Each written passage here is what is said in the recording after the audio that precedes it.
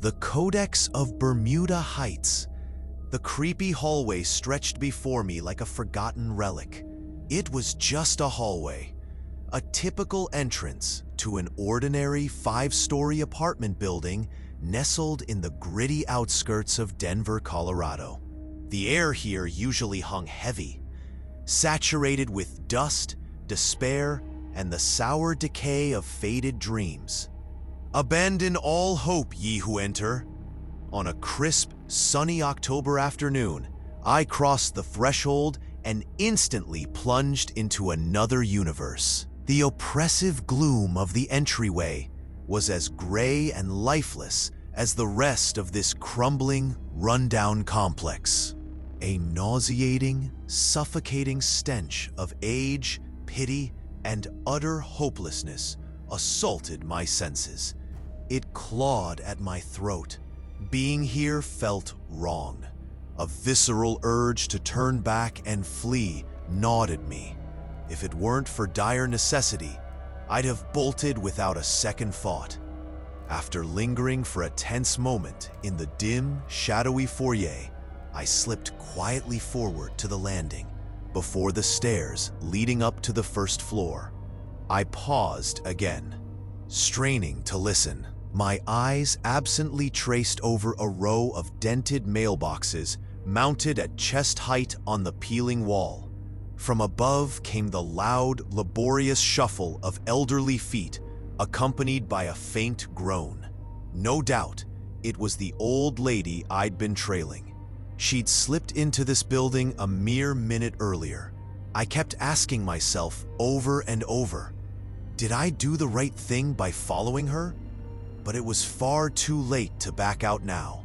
The deed was done, and all I could do was try to fix the consequences of my choice. Here you are. I know exactly where that witch hides. With that, I resolved to escape this stale, forsaken world.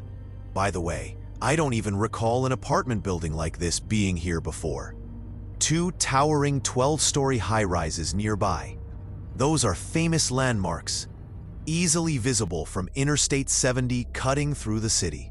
Locals call them the Twin Peaks, standing isolated on the edge of town, apart from the sprawling residential grid.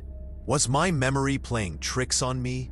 This place was drab, gray, utterly unremarkable, blending into the urban decay. Lost in these thoughts, I tuned into the slow, deliberate footsteps echoing a few floors above. My gaze idly wandered over the rusted mailboxes. They were just mailboxes, nothing special, yet my brain buzzed with a signal I couldn't quite decipher. A whisper of something amiss. Something gnawed at the edges of my subconscious.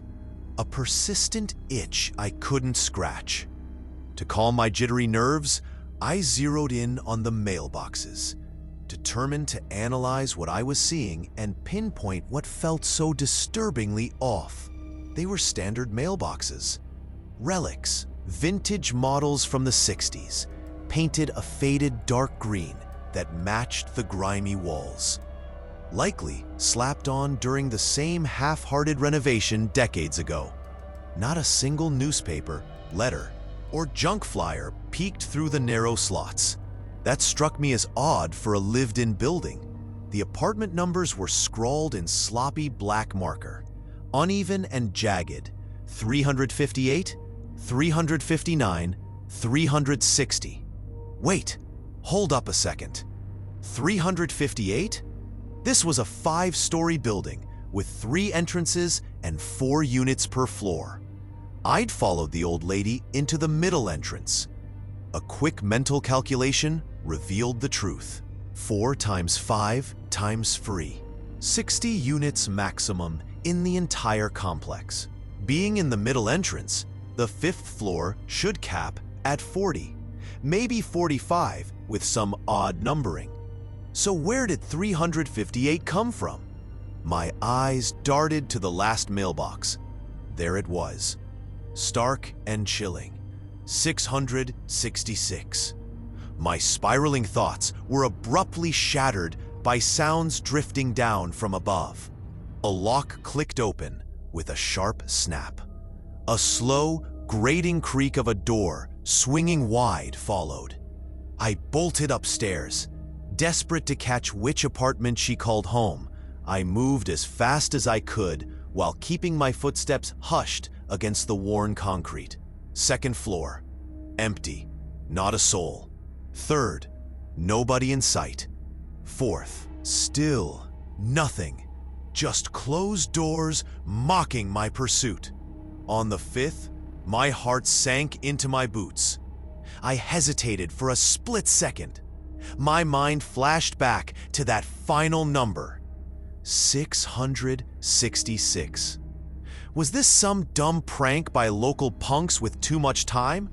No. What else could it possibly be?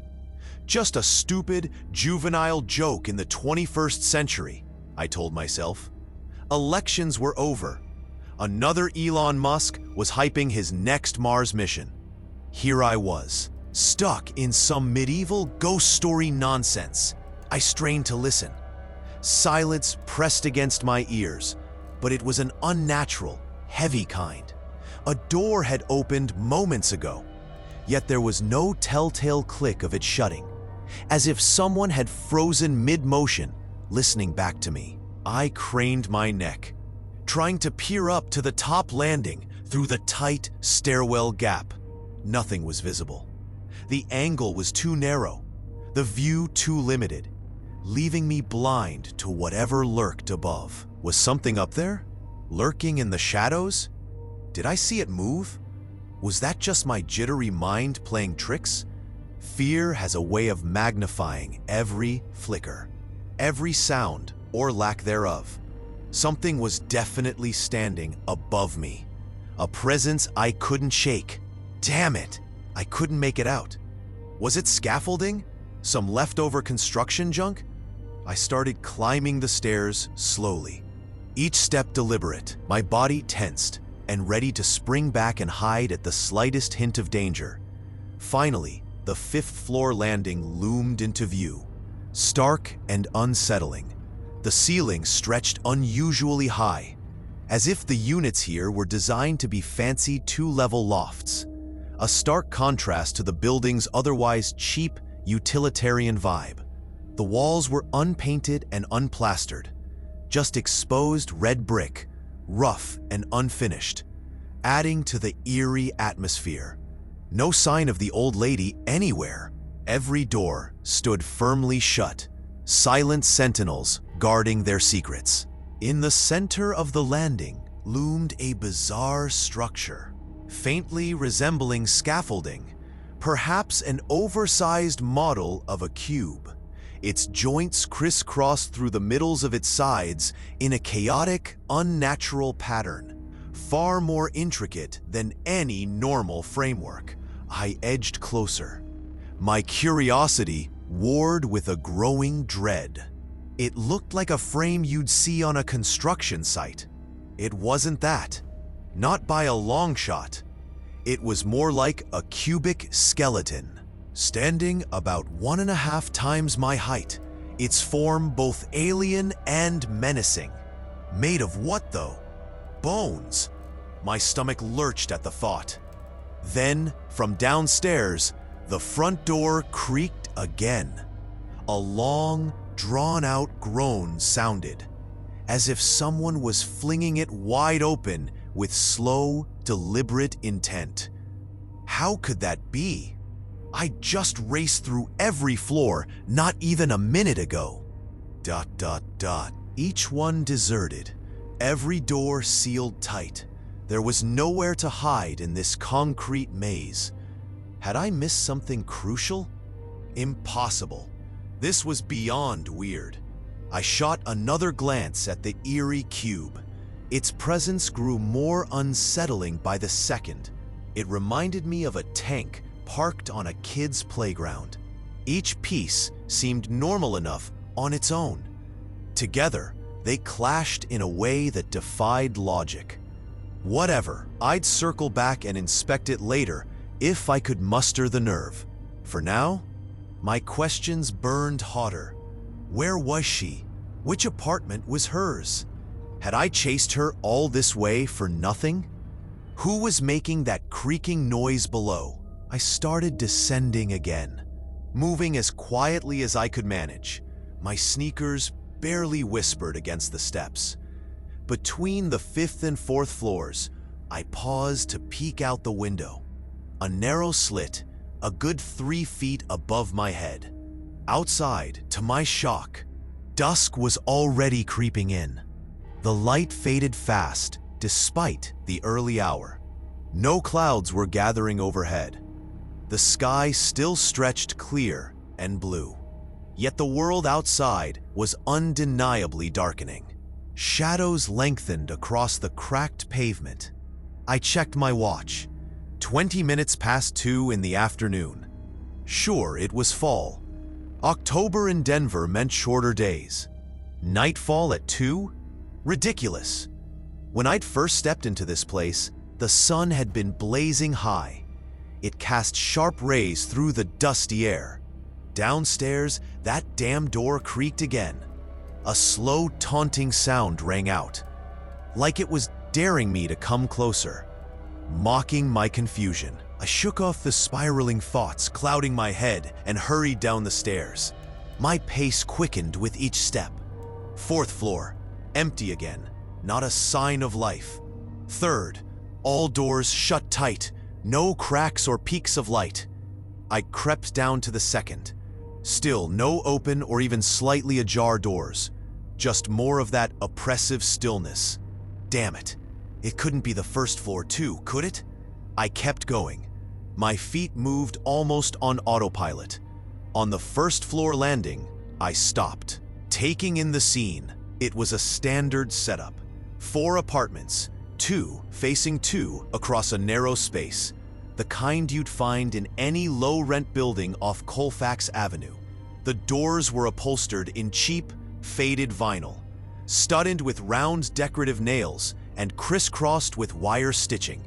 A tacky design straight out of the late 80s, the kind that made you glad that decade was long gone. No modern steel doors here. Clearly, no high rollers called this dump home. I stood still and listened intently. For the first time, it hit me like a punch. There were no sounds leaking from behind those flimsy doors. Aside from those eerie, sporadic creaks, the silence was absolute, deafening even. No muffled chatter, no hum of everyday life, no vacuum cleaner whirring, no TV blaring game shows or news. These particle board doors were thin enough that I should have heard something from the street outside. The harsh caw of crows perched on power lines. The distant rumble of cars along Interstate 70. Nothing.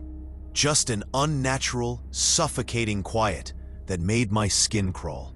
In all this time, not a single person had come in or out of this place. Probably just a fluke, I reasoned. I hadn't been here long after all. I glanced at my watch again. 10 minutes to 4. Wait a damn minute! Just 5 minutes ago, between the 4th and 5th floors, it had barely been past 2. Okay, I got it now. Something was seriously wrong. I started piecing it together, trying to steady my nerves. This place was off, no question. It's why she came here. I'd come back later with Eddie, dig deeper. For now, I needed to get home, away from this madness. I passed the mailboxes again. My eyes flicked to the numbers. 666. Seriously, who comes up with that crap? Shaking my head, I stepped into the foyer and gave the front door a firm push. It didn't budge an inch. 5 hours earlier. Man, that book was glowing like it was straight out of a nuclear lab, my buddy exclaimed. His face practically radiated excitement as he paced his cramped living room. No wonder he was so damn pushy on the phone, begging me to haul ass over here. "Surprise, Jack, you're gonna freak out," he said. "Got my hands on something unreal, a total game changer." My half-hearted excuses about a date or piling chores didn't faze him one bit. He cut me off sharp. "Get your butt here now!" He slammed the phone down. I've known Eddie for 8 solid years, ever since he rewired my place. He's an electrician, freelances for random folks around town. That's how we crossed paths. A mutual friend tipped me off about him when I was gutting my house after the divorce, desperate for a fresh start. Something to erase every trace of my ex and those endless screaming matches. Eddie did the job right. Wired my house up solid. Real professional work that's held up ever since. We got to talking afterward. Found out we clicked on a lot of levels. He was 27 back then, full of energy. I was 43, already feeling the weight of life. At the time, he was gearing up to pop the question to his girl. I tried talking him out of it, laying out my own cautionary tales of matrimonial hell. He went through with it anyway. It crashed and burned in under 2 years. Now he's crashing at his sister's place out near Boulder, licking his wounds. We're both suckers for horror, demons, medieval lore, witches, curses, the whole creepy package. He's binged every scary movie under the sun, from classics to low-budget trash. I'm a history professor at the university, specializing in European mythology from the 15th to 17th centuries. Wrote my dissertation on the witch's hammer, no less. He buys into all that spooky nonsense, hook, line, and sinker. I don't believe a word of it. I study it, teach it, live it academically. He's probably my best friend, hands down. Both of us divorced. Me twice, him once. No kids to tie us down. Same taste in gritty rock tunes. Same love for a cold IPA. We've got this shared obsession with building tension, crafting a good scare. It's our weird little fetish. So we hang out every now and then. Kick back, shoot the breeze, swap stories about life, the latest horror flicks, or whatever rare oddities we've dug up. I've got a habit of ordering reprints of ancient witchcraft texts off eBay. Eddie's got this sprawling web of clients and oddball contacts who keep him in the loop on the strangest finds. Skull rings, pentagram teas, satanic knickknacks cluttering his shelves. That's Eddie's whole vibe, his personal brand of chaos.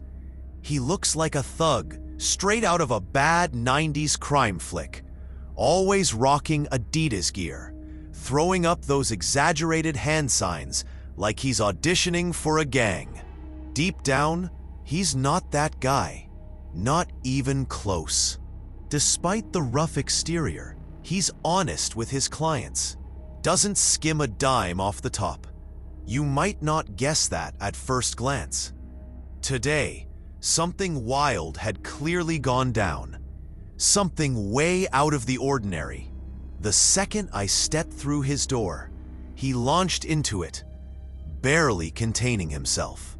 "Jack, you won't believe this. I scored an ancient text from a client's place. I'm telling you, it's the real deal, not some fake. You're gonna lose your damn mind when you figure out what it is." "Scored? You mean you lifted it?" I jabbed, smirking as I leaned against the wall. "Yo, Jack, don't start with me. Not stole, borrowed, just for 2 days. I'll slip it back, good as new. No one'll even blink, smooth as hell." He was wired, practically bouncing around the room. He stopped dead and locked eyes with me. His voice dropped. "Swear, man, it was like something dragged me there. I'm not kidding. Not even you could have resisted. First time I've seen a spot like that on a job. Small house, private lot, all wood inside. Polished oak walls, floors, the works. Gorgeous setup. I'm running new lights to his walk-in closet. 2-day gig, decent cash. When the guy peeled out, I couldn't help myself. I had to snoop around, even though he told me to stay out of his stuff. Didn't even lock his study, man. Got me wondering, what's the deal with these rich types? how the modern elite live their fancy lives. Eddie's no desk jockey. He thrives out in the field. This wasn't just another job. This client rolled out in a sleek Porsche Cayenne, the kind of ride that screams money and power. I leaned in closer as he rambled on. His excitement was infectious. Whatever he'd stumbled across, it wasn't some dusty garage sale find. It had weight, mystery. I hadn't even laid eyes on it yet. The lock was a joke. Picked it like in those old heist flicks. Just a paperclip and some finesse. Took me 10 minutes total. Half of that digging through his junk drawer for the clip. Stepped into the study. Bam, souvenirs everywhere. Weird little gadgets, funky statues catching the light. Like this horse with 2 heads carved out of dark wood. My kind of stuff. You know how I am with that creepy vibe. Books too, tons of them, stacked in these old oak cabinets with glass doors. Some so dusty, they looked untouched for decades. The kind you'd geek out over. Walls were covered in engravings, heavy biblical stuff, demons with twisted horns, angels in mid-flight. All that holy chaos. Even upside-down crosses dangling like some punk art piece. Then, get this, right in the middle, a glass case with a skull inside. A glass skull, man. You shouldn't have gone in there, Eddie. That's straight up stealing. Come on, Jack, don't give me that. You have done the exact same thing. I'd bet my life on it. You're a guy, not some saint. I've always respected you for keeping it real. Eddie's story poured out, vivid and frantic. On a massive table that took up half the room, draped in dark green felt, sat this book. Right in the center, like it was waiting for him. It pulled him in. Magnetic, undeniable. Next to it lay a thin stack of paper. Strange, almost see-through stuff, like the parchment his sister uses to bake her famous deep dish pizzas. Someone had scribbled notes on it, maybe translating whatever was in that book. My mind was racing now, piecing it together. This wasn't just some rich guy's quirky collection. This felt bigger, heavier, like we'd stumbled into something we weren't meant to touch. Eddie's no academic. He's got a nose for the unusual. He knew this wasn't some thrift store knockoff. I could feel that. I could feel the pull of it already. I hadn't even held it in my hands yet. Eddie figured the book was written in some cryptic, unknown language.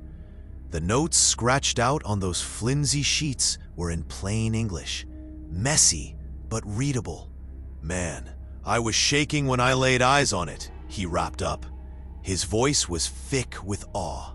This kind of thing only happens once in a lifetime. Trust me, you gotta see it for yourself. He reached under the couch and pulled out the book, cradling it like a treasure. Bermuda Heights. I shoved hard against the front door of this damn building. It didn't budge an inch. I threw my shoulder into it, harder, then harder still, before slamming my boot against it with all the frustration boiling inside me. Nothing. Not even a creak. It wasn't a steel door, just a flimsy wooden slab. No buzzer or fancy lock, the kind you'd expect to swing open with a light push. I'd walked right in earlier without a hitch. What was going on? Who could have locked it so silently, so securely in the few minutes I'd been inside? I pounded on it in the cramped foyer for a solid 5 minutes, desperate to break free from this cursed trap of an apartment complex. A faint, restrained laugh floated down from one of the upper floors, chilling me to the bone. I had no choice. I turned back, retracing my steps to the base of the first-floor stairs, my breath uneven. I stopped there, tilting my head to listen carefully. Someone was definitely up there. No question about it.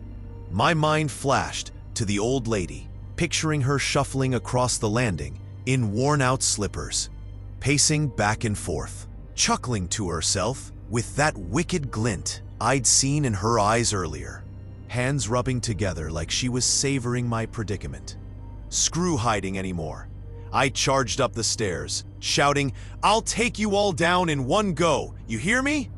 I made it to the 5th floor, lungs burning, gasping for air like a fish out of water. Hit 50 last year, got a beer gut to show for it.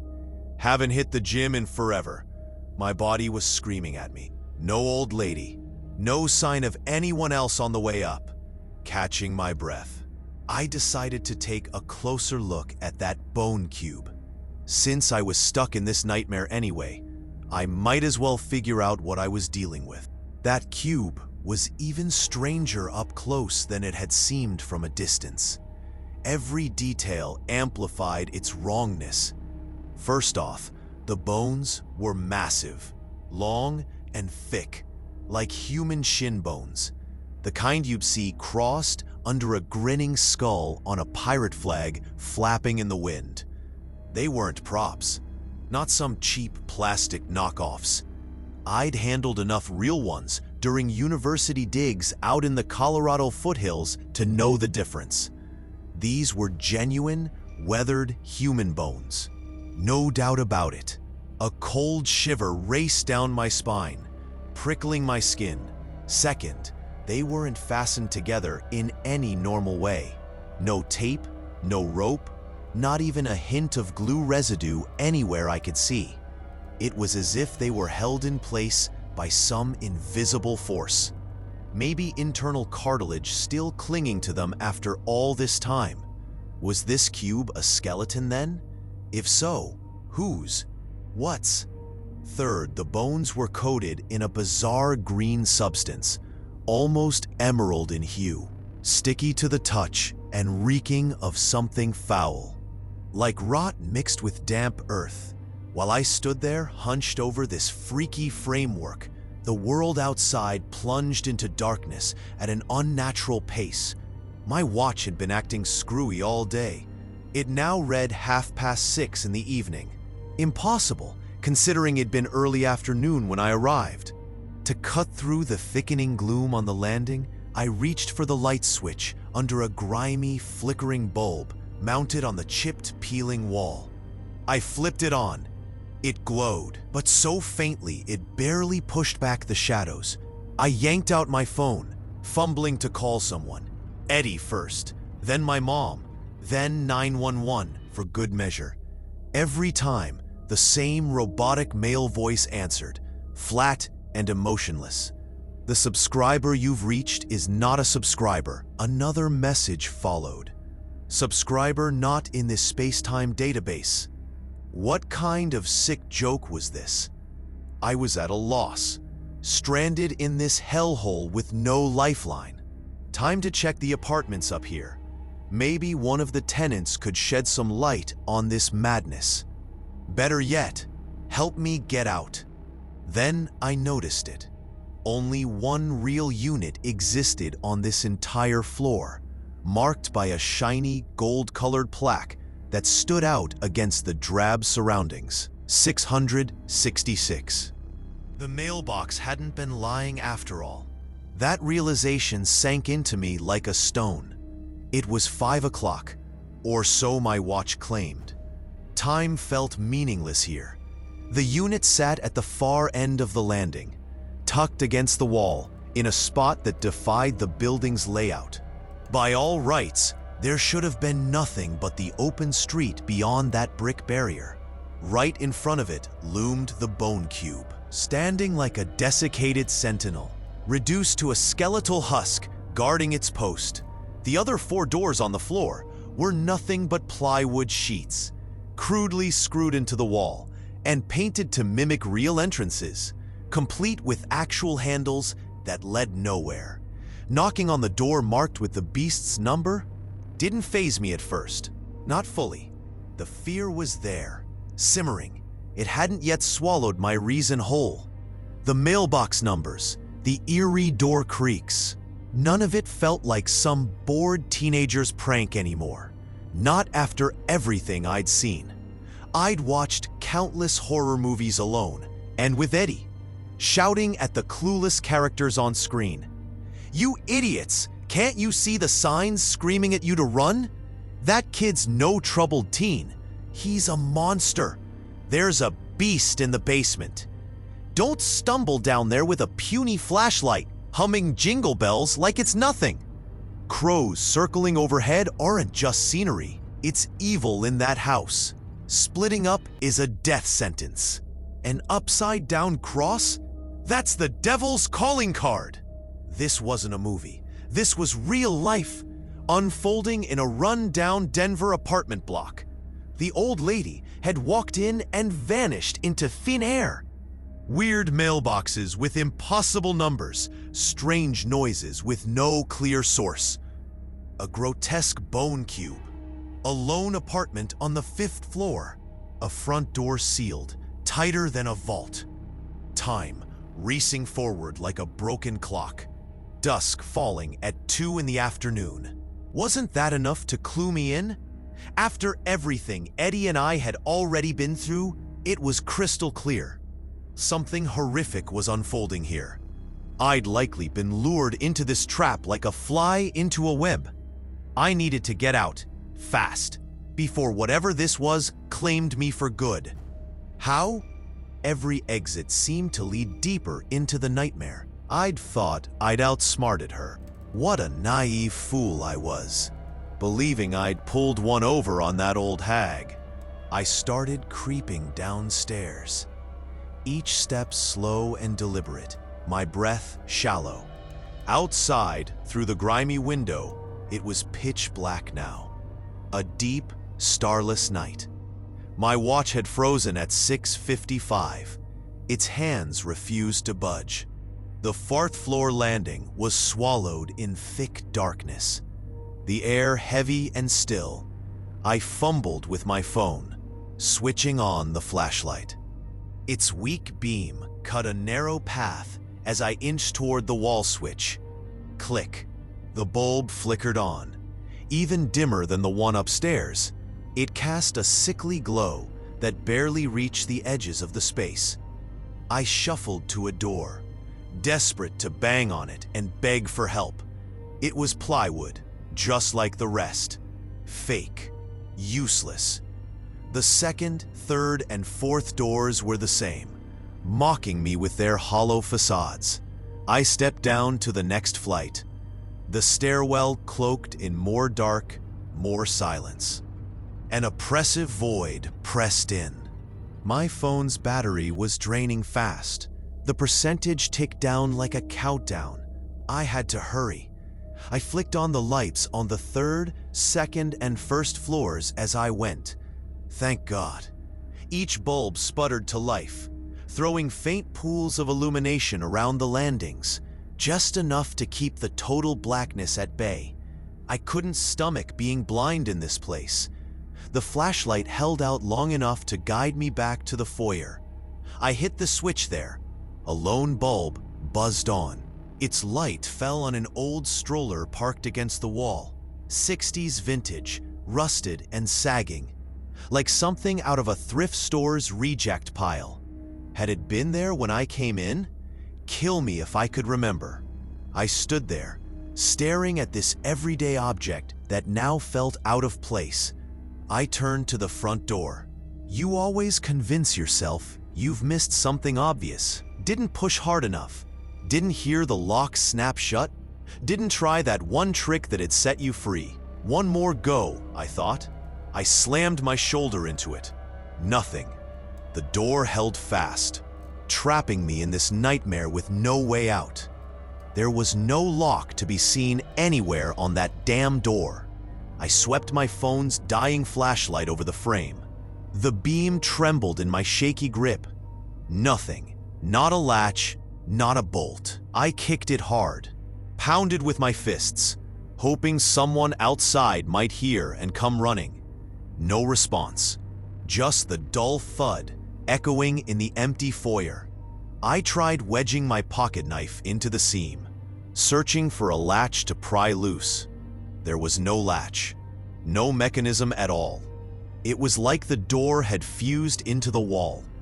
I slumped against it, pressing my forehead to the cool wood. I squeezed my eyes shut. Why? Why was this happening to me? Payback for something I'd done? Deep down, I knew exactly why. A faint sound pricked my ears from behind. I whipped around. The flashlight already dead. My heart hammered as I scanned the dim space. Nothing unusual, just the stroller bathed in the bulb's weak glow. Then it came again. A soft, pitiful cry sounded, barely audible, more like a whimper than anything else. Something shifted in the stroller. A slight rustle sent ice through my veins. In sheer terror, I bolted back into the stairwell, racing up to the first floor, then the second.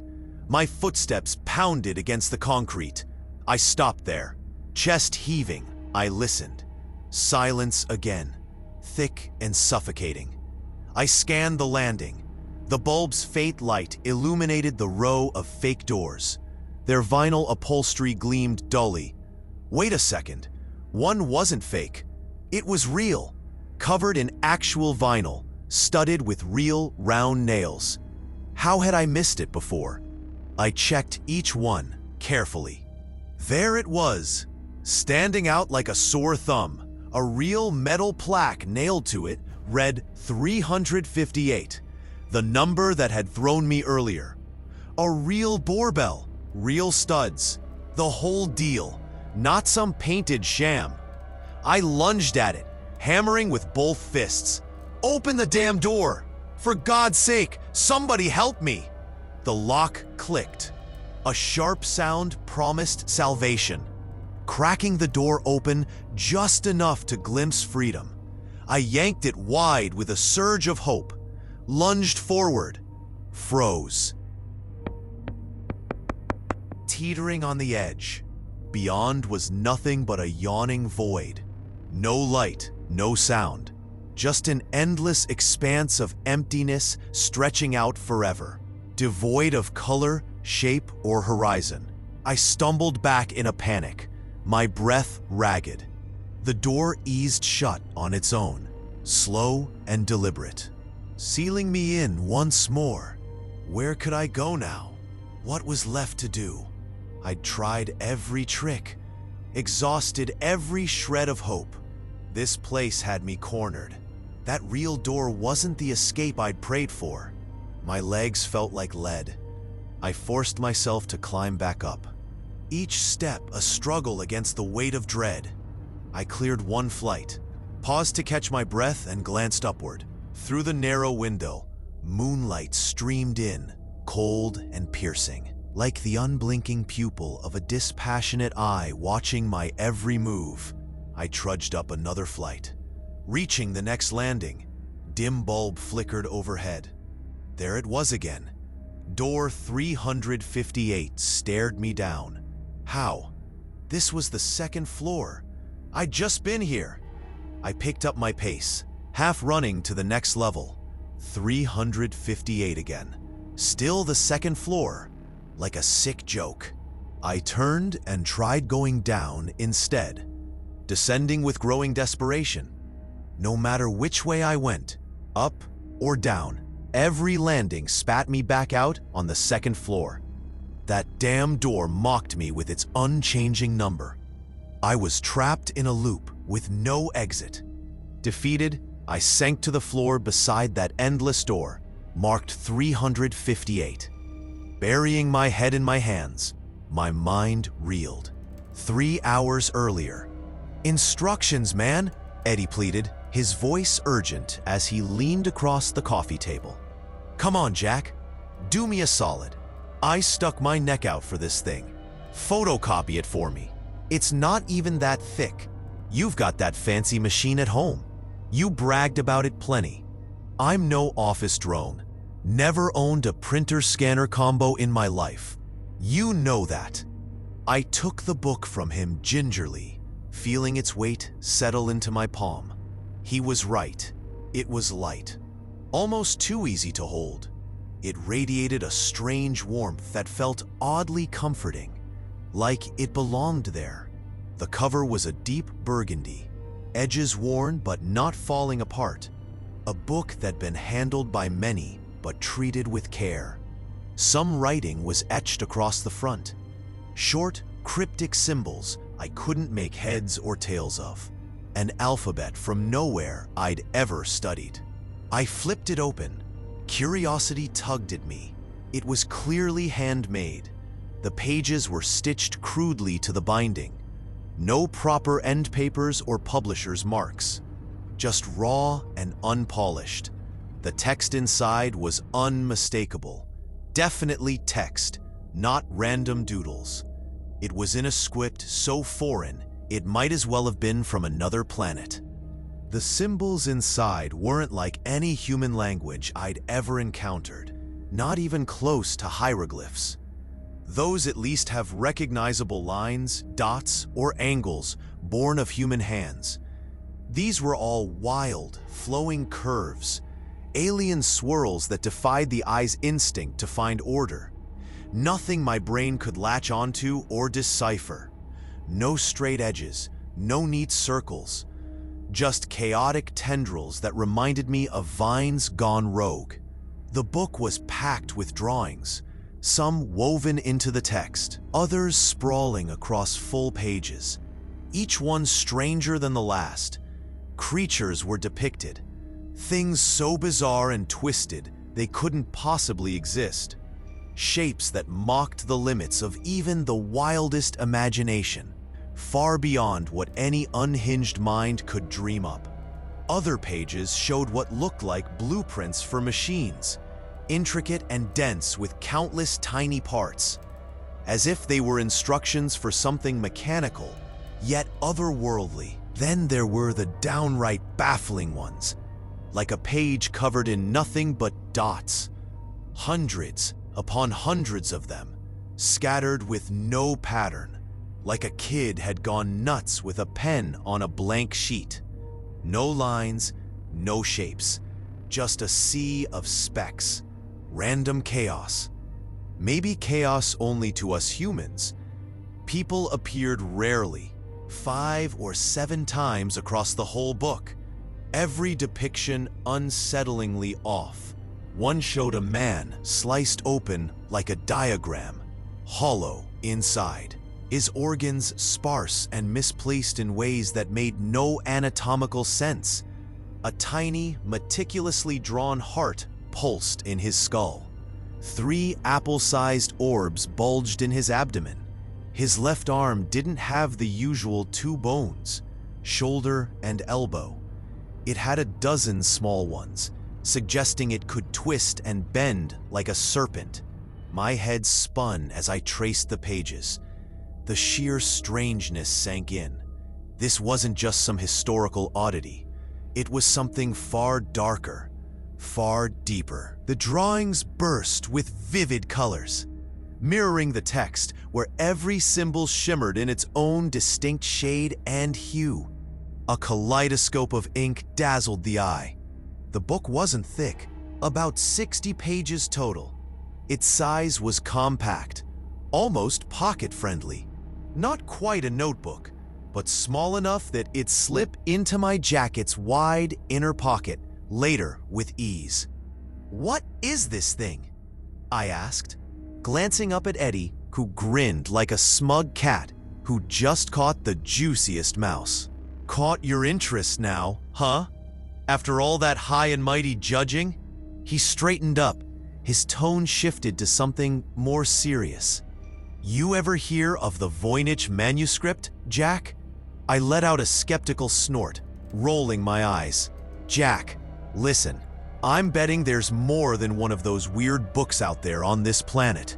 I'm damn sure you're holding one of them in your hands right this second." "Yeah, maybe," I said slowly, turning it over in my mind. "The text is nuts, no question. These pictures, man, they're something else entirely." Eddie leapt off the couch, buzzing with excitement. His voice rose. "Know what hit me while I was flipping through it before you showed up?" He fixed me with a dramatic, wide-eyed stare, letting the suspense hang. I stayed quiet, waiting him out. "Instructions," he finally crowed. throwing his hands up like he'd cracked the universe's biggest secret. Instructions for what, exactly? Guess. He flashed a cryptic, toothy grin that promised trouble. No clue, man. What makes you think it's instructions? Look at it. Machine diagrams, even that guy drawn like a machine. I messed with physics and math a bit back when I thought about college, before I ditched that plan. You're the prof, you can tell a science book from some fairy tale, right? He whispered, leaning in as he cracked the book open again. He had a point. Some lines stood out, set apart with indents and blank spaces around them. A few even boxed off like they were critical. Certain symbols almost resembled numbers, though only vaguely, teasing at something structured beneath the madness. What? You mean those sheets I snagged with it? Eddie asked. His eyes lit up as he caught my drift. He bolted to his cluttered desk, grabbed a thin stack of nearly transparent pages, standard 8x11 size. Thrust them at me with a flourish. I snatched them. My hands trembled slightly as I scanned the text feverishly. My pulse quickened. First, I zeroed in on the handwriting itself. English, sure, with words I could understand. The letters were all wrong, unfamiliar, like they'd been warped into something else.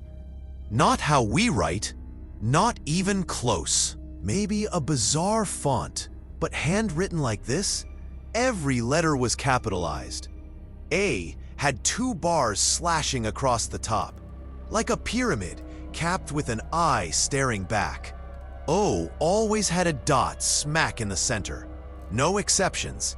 In human, though, the A stood out with 2 vertical dots stacked inside. Everywhere else, just 1. In that word, always 2. Like a secret code, V had a horizontal line jutting way out past the verticals, breaking every rule of normal script. Not a single letter matched what my eye expected, each one a deliberate twist on the familiar. Eddie, I drawled, not looking up from the pages, my voice low and tense.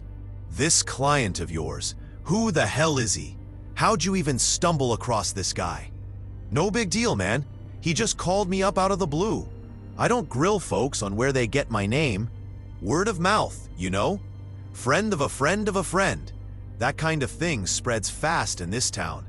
What he does for a living, who he is, no idea. Guy's not big on chit-chat. Looked like a regular Joe, though. Built like you, no glasses. Short beard trimmed neat, buzz cut. Stocky frame, normal face. Except this insane tan for October. Like he'd been baking under a sun lamp all month. I nodded absently, half listening, my focus glued to the sheets as my mind raced. What had we gotten ourselves into with this thing? Is he back yet? I asked. My voice tight as I kept my eyes on the strange script. Nah, he just showed me the gig. Small room, 6x9, no furniture, totally bare, Eddie replied, leaning against the wall. Said, start whenever you want. I'm out for 2 days. Handed me a wad of cash right there. Keys too. Leave them on the hall table when you're done. Lock the door behind you. Then he jumped in that Cayenne. Flashed the headlights twice. Like, catch you later, sucker. And peeled out. I listened, nodding while devouring the text. It was unreal.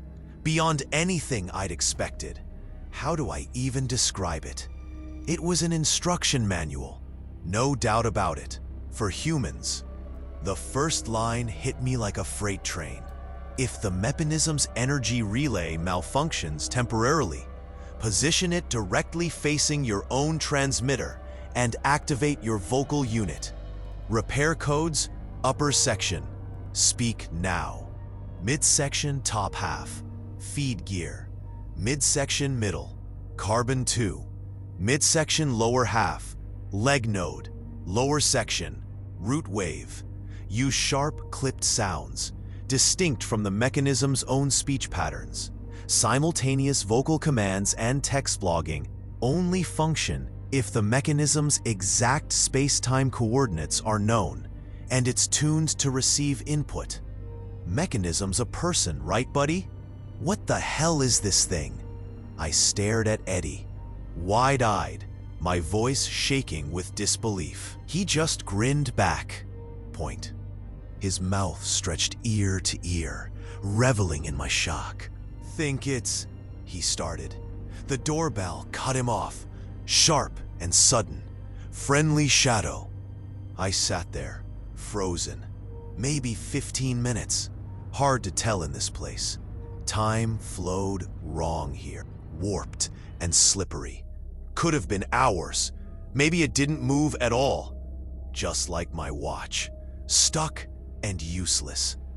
Then that soft, familiar laugh drifted up from below. A sound sent a shiver through me.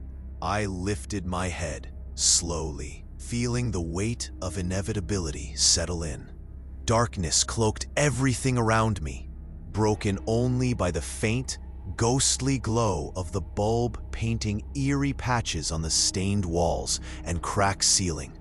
The laugh was childish.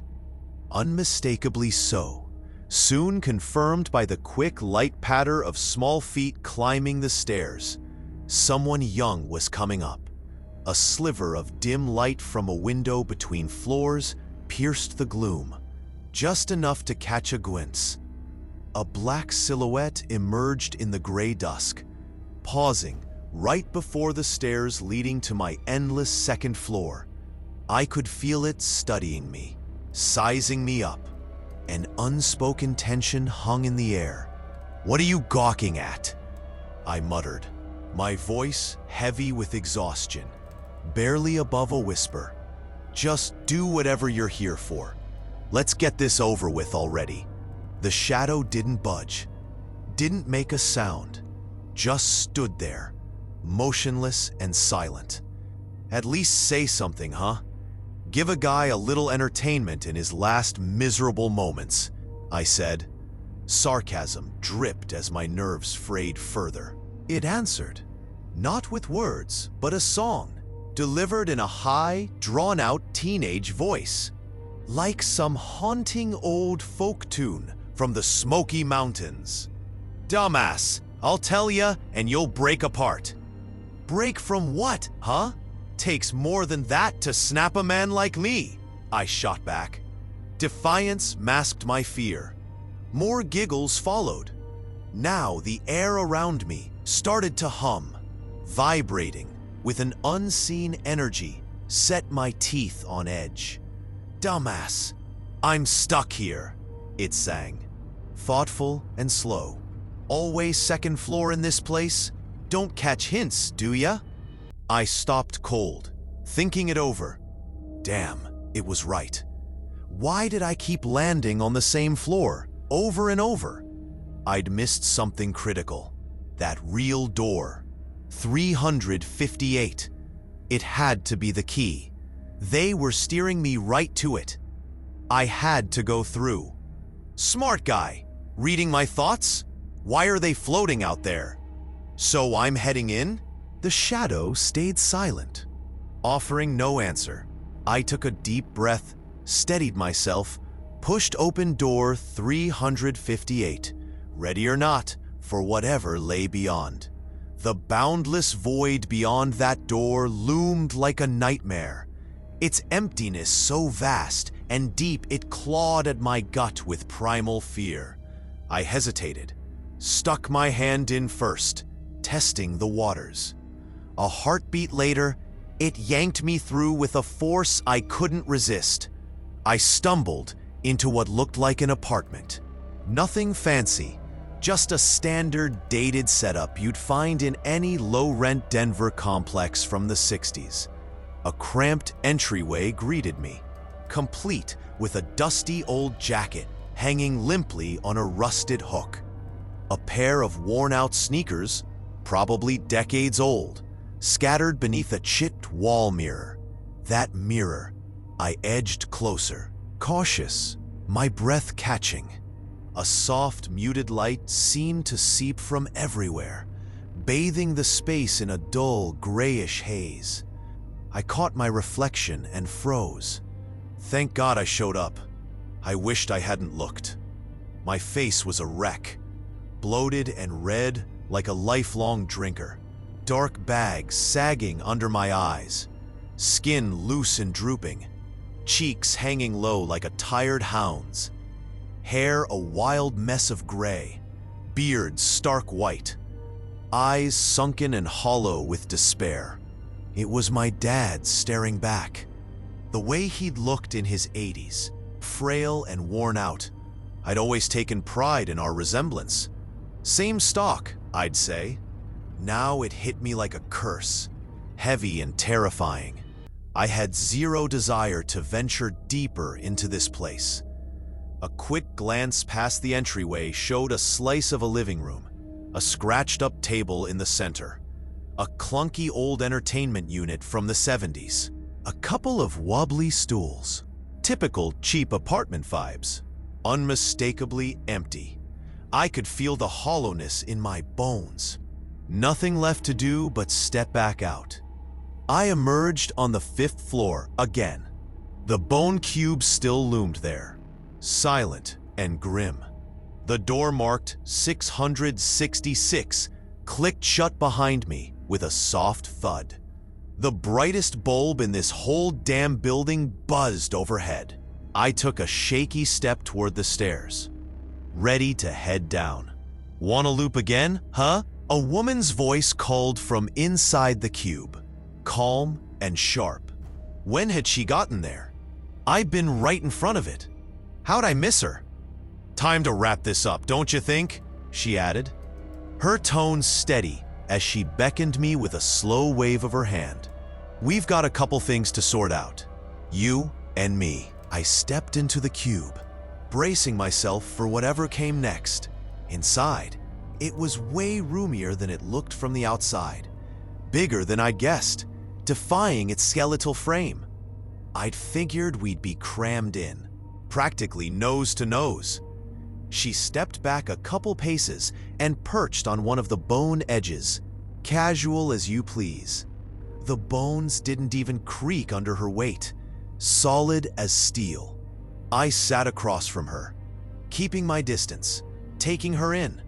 She looked normal, maybe 30, wearing a simple gray dress, hugged her slim frame, and fell just below her knees.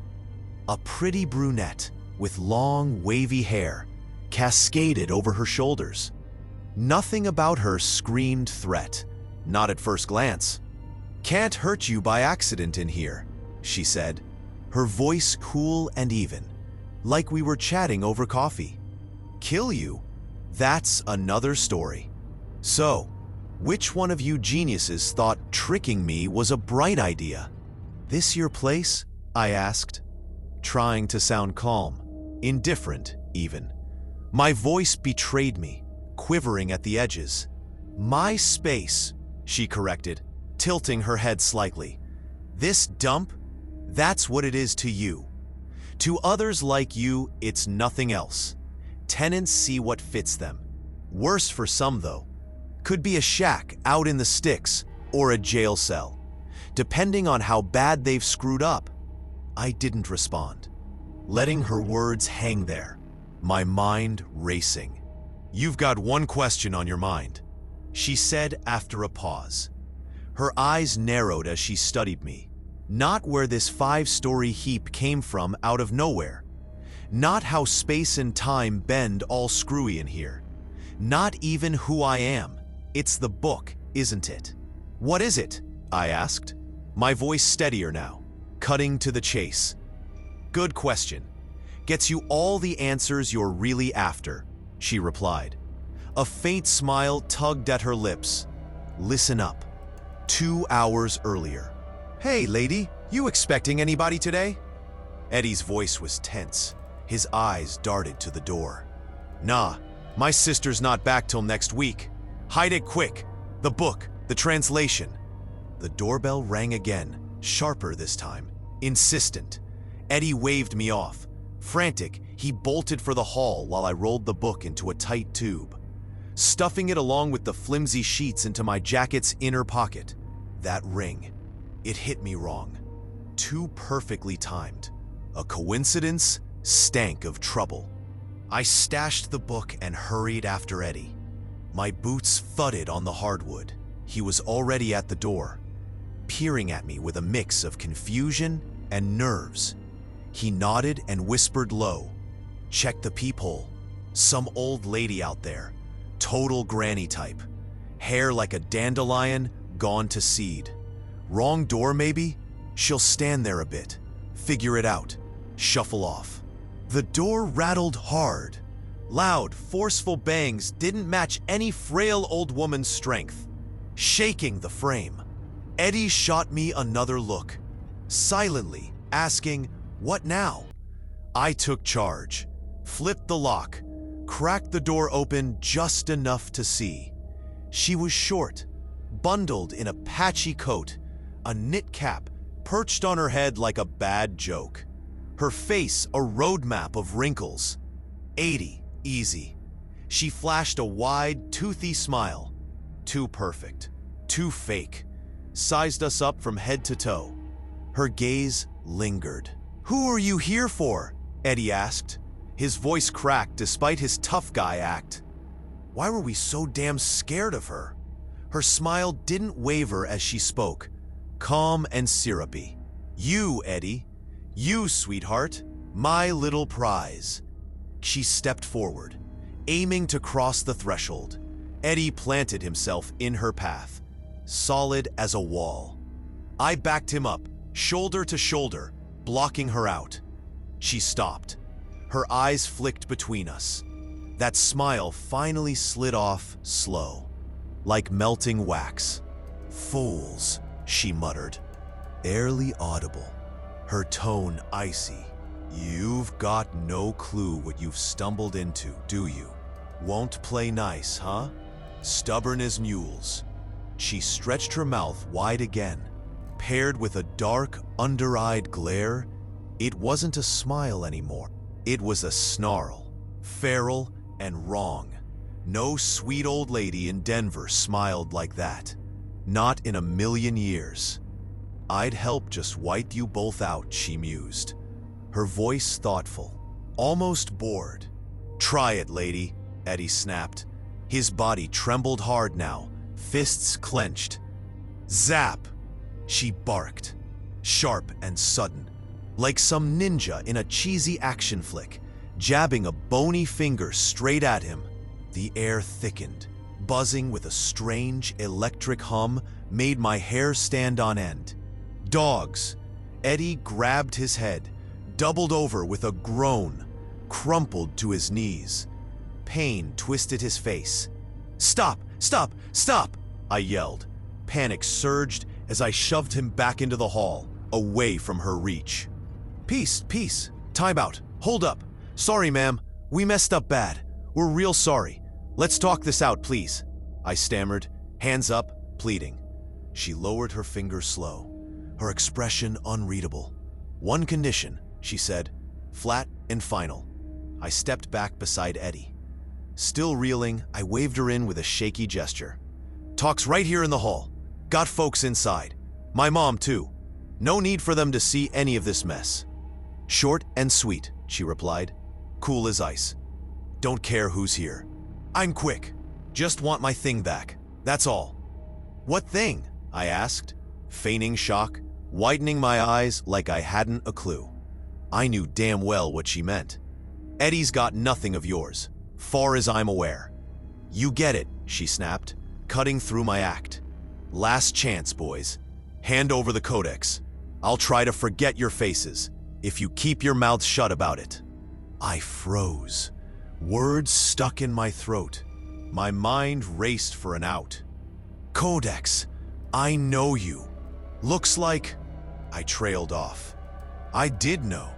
She knew I knew. "I'm asking nice right now, giving you time to think. 30 seconds, not a bad deal. Or else." "What if we don't have it?" I shot back, grasping at straws. "We'll see how you squeal in 15, she said, folding her arms tight across her chest, fixing me with a stare bored straight through me. That's when I saw them. Square pupils, sharp and unnatural, glinting in the dim hall light. Freaky as hell, like something out of a nightmare. Then the dumbest, most reckless idea I'd ever had crashed into my skull. Okay, you win, lady. I'll go grab it right now." I bolted back into the living room, heart pounded like a drum. Eddie was sprawled on the couch, curled up tight, his eyes brimmed with pain and fear, tracking my every move as I rummaged. "Now, move it. Fast," I muttered to myself. Knowing time slipped away, I knew exactly where Eddie kept his scissors. Top drawer of that beat-up computer desk in the corner. There they were, glinting under the lamp. I grabbed the book. Few quick snips. The cover tore free from the pages. My hands shook the whole time. I glanced around the room, frantic. There, a stack of old movie discs on the shelf. Perfect. I stuffed the cover inside one. Taped it shut quick with a roll of duct tape from the desk. Sloppy, but it'd hold for now. The pages I shoved into a plastic sleeve from Eddie's junk pile. Tight fit. Maybe she wouldn't notice the missing cover right away. God almighty, why was I even doing this? I couldn't let it go. Not that book. Not after holding it for just 30 minutes and feeling like it had been mine my whole damn life. It could heal anything, raise the dead, kill with a whisper, bring wealth, power, everything I'd ever dreamed of in my darkest moments. Just hand it over like it was nothing? No way. I had to buy some time, maybe copy it fast, and give it back later with a groveling apology. "Sorry, ma'am, won't happen again." I dashed back to the hall, breathless. She looked at me, head tilted, a flicker of curiosity in her eyes. Maybe a smirk, hard to tell. Nah, her pupils were round now, normal. Not that square freak show I'd seen before. I thrust the sleeve and the translation sheets at her, hands unsteady. "No tricks here?" she asked, her voice calm. Almost too calm.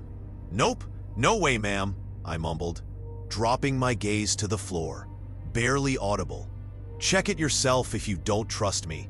I've got nothing to hide." "Not scared enough to bother," she said, shrugging lightly as she took the bundle. She turned toward the door, spun back fast, catching me off guard. "If you're lying, kid, you'll regret it. Oh, you'll regret it bad." She was halfway out when I lunged after her. Desperation kicked in. Wait, hold on a sec." She paused, smiling faintly, one eyebrow raised in question. "Eddie, he's still hurting. Look at him, the guy's suffering." "You all suffer. Your own damn fault," she said, glancing at him dismissively. "Does him good, builds character. If you didn't steal from a thief." She lifted her hand, brushed her pinky across her lips with a small flick. Dread sank into me like a stone. I turned and started down the stairs, my mind a mess. I slammed the door behind me, fumbling to yank on my boots and jacket. Hands shook as I moved. Eddie staggered out of the living room, pale and wobbly, leaning on the wall for support. "Feeling better. Why'd you do it, man?" I cut myself off, rushing the words. "She'll kill us, Eddie. You know it." I sprinted back to the room, grabbed the loose pages, jammed them into my jacket's inner pocket. The paper crinkled against my chest. "Where you headed?" Eddie called, his voice weak, confused. "After her. Gotta know where to take it back once I copy it," I shouted over my shoulder. Already halfway out, I tore down the stairs, taking them two at a time. My boots pounded the wood. The chase led me straight to a rundown apartment complex off Colfax Avenue. A gray slab of a building squatted on the edge of Denver's rougher side. I tailed her here, watching from a distance as she slipped inside. Her patchy coat disappeared through the door. This was it. Her hideout, her lair, whatever you'd call it. I stood outside, catching my breath, staring at the chipped paint and cracked windows. The weight of what I'd done sank in deeper. She'd figure out the cover was gone soon enough. Then what? I had the guts of the book, the real meat of it. I'd poked a bear with square pupils and a voice could drop a man to his knees. I had to move fast, get those pages copied, pray I could smooth this over before she came hunting. That's your nature. Killing, destroying, tearing each other apart. No souls in you.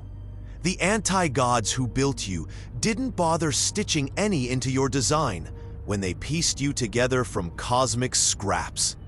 You came out decent enough on the surface. Functional, clever. Underneath, you're mean, spiteful, green with envy, always clawing for more. Spared no one. Not your own kind. Not strangers. Mercy a foreign word. Just in case you got out of hand. The anti-gods left behind their lackeys. Tiny anti-deities. Small fry in power, size, and reach. They bailed to tinker with some new project. Abandon this one. Those little gods stuck around, scribbling down what they could recall of their master's orders. Whispers of wind on water, rustling grains of sand, fleeting flames danced in the air. Your sharpest ancestors figured it out, learned to read those fleeting signs, started carving them into stone, etching them onto wood, pressing them into paper so your short, frantic lives wouldn't let them slip away. Those records got copied, passed down through generations, turning into the codices. Rare, dangerous, coveted. That knowledge wasn't meant for you. It was for the gods. Tools to control you, fix you when you broke, scrap you when you went bad. Your greed, your rage, your thirst for power. It drove you to chase those secrets down. You've always craved a hidden edge, a weapon to lord over millions of your own kind, to bend them to your will. Watch them tremble. The codices were written in the tongue of the 5 elements: earth, air, fire, water, spirit. A language almost no one could crack. Humans? Too damn curious. Sneaking into every corner, tricking anyone who stands in the way, doing every forbidden thing just to spite the rules. Those secrets boil down to this: you're ruled by words, not your petty human chatter. Anti-divine commands, words with the power to reshape you from the inside out. I'm sorry, I can't help with that request. I'm sorry, I can't help with that request. I'm sorry, I can't help with that request. Sharp and wrong. What's all this? I asked, waving a hand at the cube, the building, the madness around us. My place, a god's domain, she said simply. This dump? That's your lens. Others see a palace, some a shack. Depends on their baggage. If I don't give it up, I locked eyes with her, square pupils and all. She laughed, a quiet, chilling sound. You will. I don't even have to try hard. You tricked me, a god, despite my warning. I get your curiosity, though. It's how you're wired. Eats you alive. Drives you to chase codices, power, wealth, glory. So, I'll give you a choice. Who's coming with me? 358's got a vacancy. You saw it yourself. I lifted my head. A flicker of hope sparked despite the dread. Pick your poison. You come with me, or I take your buddy instead, she asked, her voice calm, almost bored, like she was ordering coffee. I sat there, silent, the weight of it pressed down on me. Minutes stretched into what felt like hours.